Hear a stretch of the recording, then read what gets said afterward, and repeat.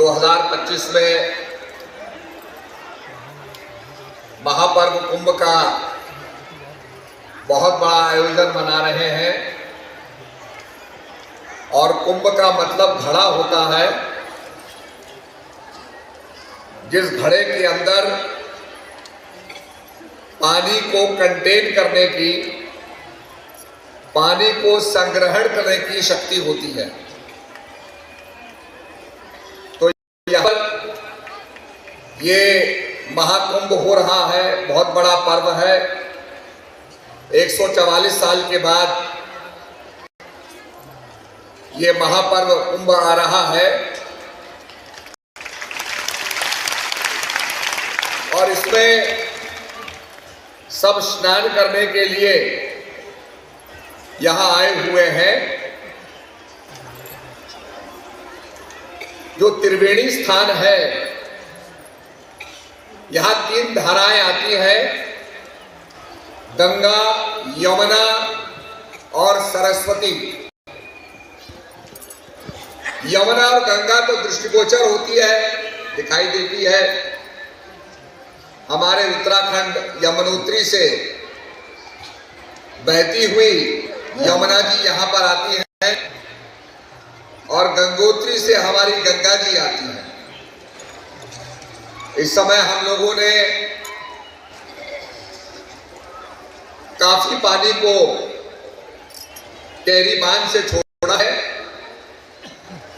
150 million extra पानी छोड़ा गया है, जिससे कि यहाँ पर साधु संतों को आचरण करने की और स्नान करने में दिक्कत ना हो, उन्हें स्वच्छ जल की प्राप्ति हो।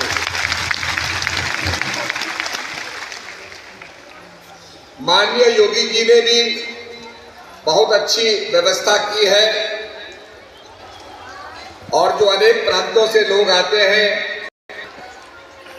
यहाँ की व्यवस्था देख करके योगी जी की प्रशंसा करते हैं कि किस प्रकार से बड़ी सुंदर यहाँ पर व्यवस्था की गई और यहाँ पर इतनी संख्या में आप लोग आए हुए हैं कि हम सत्संग की गंगा में डुबकी लगाएं। सत्संग की गंगा में जब डुबकी लगाई जाती है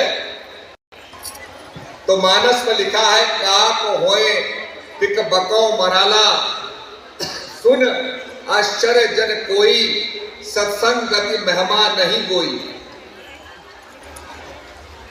कि काक होए पिक बको मराला, कि कौवा जो है वो कोयल बन जाता है, ट्रांसफॉर्मेशन हो जाता है। इसीलिए हम कहते हैं जो संसार के अंदर आप चेंजेस चाहते हैं, संसार के अंदर जो परिवर्तन चाहते हैं, पहले वो परिवर्तन अपने जीवन में लाओ, संसार में अपने आप परिवर्तन आएगा। You have to change yourself। और इस बात को समझाने के लिए हमारे संतों ने प्रयाग की महिमा बताई, त्रिवेणी की महिमा बताई, पर इसका एक बड़ा सूक्ष्म सटल अर्थ भी है। अभी अभी महात्मा जी ने बताया, ईड़ा, पिंगला, सुषमना, ये भुकुटी के स्थान पर इनका मिलन होता है और उसको भी त्रिवेणी कहा गया। 2 नदियां दृष्टिगोचर होती हैं, यमुना और गंगा, और सरस्वती ये माना जाता है कि किले के नीचे नीचे अंडरग्राउंड होकर के वो आ रही है। इसका मतलब क्या है कि हम जब यहाँ साधु संतों के सत्संग को सुनेंगे, गंगा और यमुना के किनारे पर बैठ करके संतों के सत्संग का श्रवण करेंगे, उससे जो विवेक पैदा होगा, उस विवेक से जो सरस्वती है उसमें हम स्नान कर पाएंगे, जो ज्ञान की गंगा है उसमें स्नान कर पाएंगे। तो ये बहुत महत्वपूर्ण चीज है। इसीलिए कहा, मन मथुरा दिल द्वारिका, काया काशी जान, 10वां द्वारा देहरा, दामे ज्योति पहचान। मन क्या है? मथुरा है। मथुरा तो नगरी भी है, पर संतों ने उसका संकेत क्या दिया कि तुम्हारा मन मथुरा है, दिल क्या है? द्वारिका है, और ये काया क्या है? काशी है। और इसके अंदर मन मंदर तरभेश कलंदर, घट ही तीरथ नामा, एक शब्द मेरे प्राण बसत है, बहुर जन्म नहीं आवा। वो एक शब्द मेरे प्राणों में बसता है, उस शब्द को जानना है जिसके लिए कहा शब्दी धरती शब्दी आकाश, शब्दी शब्द भयो प्रकाश, सगली सृष्ट शब्द के पाछे, नानक शब्द घटाघट आछे। समुद्र मंथन जब हुआ, देवता दानव लड़ रहे थे, ऋषि मुनियों ने कहा कि क्यों नहीं तुम समुद्र का मंथन करते हो, चर्न द ओशन, और उसमें से कई रत्न निकलेंगे। तो चर्निंग ऑफ द ओशन शुरू हो गया, समुद्र का मंथन शुरू हो गया। उसमें से 14 रत्न निकले। पहला रत्न निकला हलाहल विष। आपने देखा होगा, अगर घर के बड़े आप हैं, अग्रज हैं, तो आपको भी विषपान करना पड़ेगा।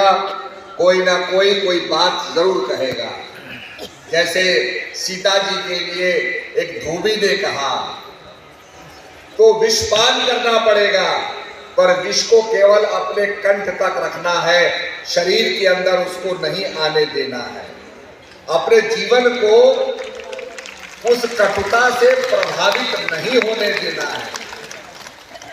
ये शिव ने किया, इसलिए उनको नीलकंठ कहते हैं। उनका कंठ नीला पड़ गया, पर कंठ से नीचे उन्होंने विष को नहीं आने दिया। और सारे संसार का हलाहल विष, कालकूट फल दीन अमी को, वो कालकूट फल विष जो था उसको पान किया। और जो 14वां रत्न निकला, वो निकला अमृत, अमृत कलश। अमृत का मतलब इमोर्टैलिटी, जिसके लिए हम प्रार्थना करते हैं शास्त्रों में, अस्तो मां सदगमय, तमसो मां ज्योतिर्गमय, मृत्युर्मा अमृतगमय। हे प्रभु, हमें असत्य से सत्य की ओर ले जाओ, हमें अंधकार से प्रकाश की ओर ले जाओ, हमें मृत्यु से अमृत की ओर ले जाओ। वो अमरता का जो है एसेंस जो है, वो है अमृत। तो अमृत निकला, झगड़ा होने लगा, तो घड़े से अमृत की 4 बूंदें धरती पर गिरी। और ये मान्यता है कि प्रयागराज में एक बूंद गिरी, एक हरिद्वार में गिरी, एक उज्जैन में गिरी, और एक नासिक में गिरी। ये 4 बूंदें गिरी धरती के ऊपर, और 4 जगहों पर 12 साल के बाद कुंभ मनाया जाता है। 5 कर्मेंद्री, 5 ज्ञानेंद्री, मन और बुद्धि के बाद वो अमृत की प्राप्ति होती है। और जो ज्ञानी है उन्हें पता है कि महाराज की 4 क्रियाएं, वो 4 अमृत की बूंदें हैं जो धरती पर गिरी, जो मानवों को मिली, जो गुरु महाराज अपने भक्तों को देते हैं। इसीलिए कहा, सुन समझहि जन मुदित मन, मज्जहि अति अनुराग, लेह 4 फल अछत तनु। 4 फलों की जीते जी प्राप्ति होती है, साध समाज प्रयाग। क्योंकि ये तो चलता फिरता प्रयागराज है, जहां जहां संत ज्ञान का प्रवचन करते हैं, सत्य की बात बताते हैं। बड़े भाग्य पाइए सत्संगा, बड़े भाग्य से सत्संग की प्राप्ति होती है। वो डिस्कोर्स जो आपका सत्य से परिचय करा दे, सत्य से मिलवा दे, बड़े भाग्य पाइए सत्संगा, विनय प्रयास हो तो भवभंगा। तो हमारे संतों ने जो हो रहा है इसका भी मिनिचराइजेशन किया, इसको भी मिस्टिकल लैंग्वेज के अंदर बताया कि ये ईड़ा पिघला सुषमना, यमुना, गंगा और सरस्वती जब आप संतों का साथ करेंगे, जिसके लिए भगवान नवदा भक्ति में कहते हैं प्रथम भक्ति संतन कर संगा, दूसरे रति मम कथा प्रसंगा। पहली भक्ति क्या है? सच्चे साधुओं का साथ करना, और दूसरी रति मम कथा प्रसंगा। और मेरा जो पुराणवाद है, मेरा जो ज्ञान है, मेरा जो सत्संग है, मेरी जो स्पिरिचुअल वार्ता है, उसके साथ प्रेम करना, उसको सुनना, श्रवण करना, ताकि आपके अंदर भी पॉजिटिव थिंकिंग आए। अगर हम बुरी बातों की चर्चा करेंगे तो हमारे अंदर नेगेटिविटी बढ़ेगी। अगर हम सत्संग की चर्चा करेंगे, पॉजिटिव थिंकिंग रखेंगे, तो हमारे अंदर पॉजिटिव विचार आएंगे, रचनात्मक विचार आएंगे। तो कहने का मतलब यह है कि इसका भी एक मिनिएचर है। जैसे बहुत बड़े बड़े मकान बनाए जाते हैं, बिल्डिंग बनाए जाते हैं, बैंक बनाए जाते हैं, बड़े बड़े इंस्टीट्यूशंस बनाए जाते हैं, उनका नक्शा होता है। और नक्शा जब आप लेंगे तो आपको पता चलेगा उसके अंदर क्या क्या प्रोविजन है, कहाँ पर डक्ट्स हैं, कहाँ पर टनल है, कहाँ पर क्या चीज रखी है, वो आपको नक्शे के अंदर सारगर्भित रूप से पता चल जाएगा। ठीक इसी प्रकार से हमारे संतों ने भी नक्शे के रूप में ये सारी बातें बताई हैं।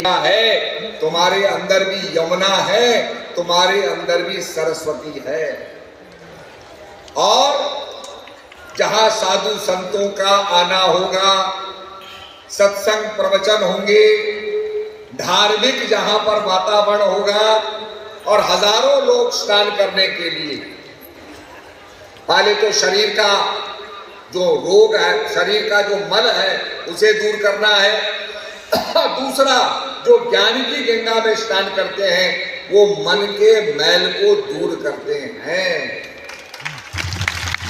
तो मन के मैल को दूर करना, क्योंकि ये जो कुंभ आप देख रहे हैं, ये वर्ल्ड का सबसे बड़ा कॉन्ग्रीगेशन है, दुनिया का सबसे बड़ा ये मेला है, सबसे बड़ा जनता का एक बहुत बड़ा कॉन्ग्रीगेशन है।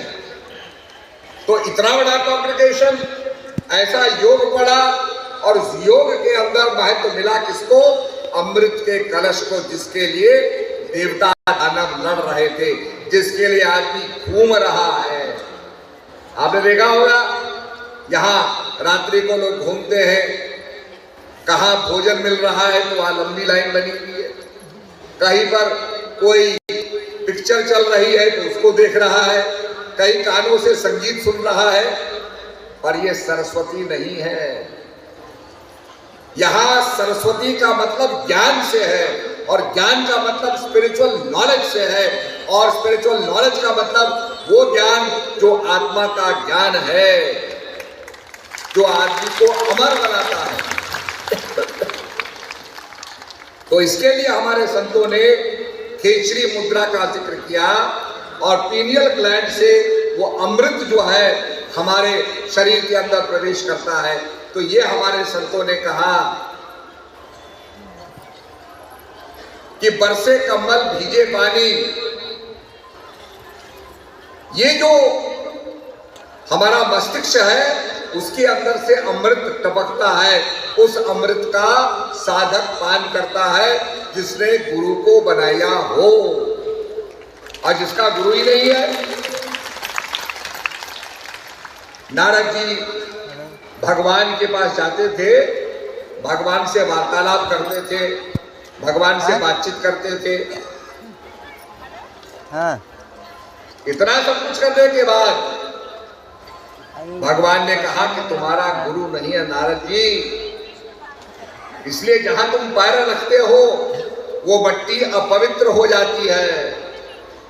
नारद ने कहा, मैं इतना बड़ा विद्वान आदमी, इतना नॉलेजेबल आदमी हूं, शास्त्रों को जानता हूं, और मैं जहां पैर रख रहा हूं वहां की मट्टी खोदी जा रही है, क्योंकि मैंने गुरु नहीं बनाया।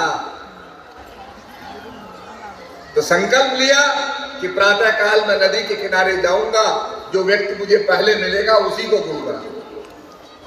ये संकल्प लेके चल पड़ते हैं। सवेरे प्रातः काल ब्रह्मवेला में सामने एक मछुआरा आ रहा था, उसी को प्रणाम किया, कहा साहब आप मेरे गुरु हैं। भगवान के पास बड़ी प्रसन्नता से पहुंचे और कहने लगे, प्रभु मैंने गुरु बना लिया है, पर वो मछुआरा है। भगवान ने कहा, पर क्यों लगा दिया? जब गुरु बना दिया, गुरु गोविंद गौ खड़े काके लागू पाए, बलहारी गुरु आपने जिन गोविंदो जी को बताए। जब आपने इन्फिनिटी को पा लिया, ये पर क्यों लगाया? कहा आपको तो अब नरक जाना पड़ेगा। बड़े परेशान हो गए नारद जी कि अच्छा गुरु बनाया, अब नरक भी जाना पड़ रहा है, पर गलती मेरी ही है जो मैंने गुरु महाराज के आगे पर लगा दिया, पर मछुआरा है।